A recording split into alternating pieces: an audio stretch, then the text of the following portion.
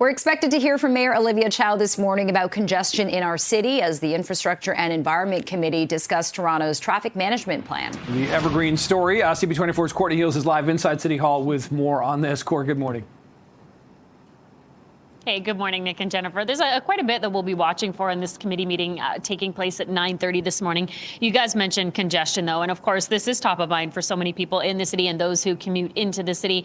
It can be very frustrating out on the roads, and there is going to be an update on the strategy, different ways the city is looking to really get the city moving. Also looking at some of the data when it comes to how busy it is downtown. This is according to Transportation Services. They say the city's seen about a 26% increase in vehicle registration since 2014, and Toronto is considered the busiest in all of North America in terms of construction because of all of the private development we see and also the infrastructure repairs. The data is showing that this is the most exacerbating factor toward congestion. So a key factor here when it comes to why it is so busy downtown and why it can feel so slow.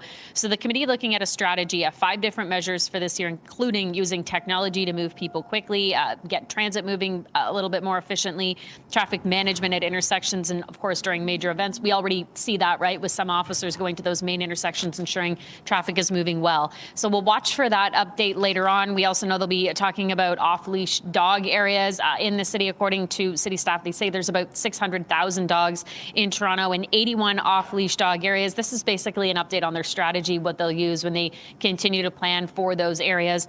They're also looking at the basement flooding program. So this is a program the city has looked at, especially over the last couple of years, to identify areas at risk and how they can make the necessary repairs to ensure there isn't any flooding. And according to the new data, they say that there are 167 construction projects that have reduced flooding so far for about 31,000 properties. That's good news. Of course, the goal there is to continue that work. So they'll be looking at the overall cost and what it would take to implement that. As I say, busy, quite a few things on the agenda. I just think congestion is really going to be top of mind, given that, you know, anywhere you go in the city, people talk about how frustrating it can be with all of the construction and how slow things are. We know the mayor will be addressing this morning.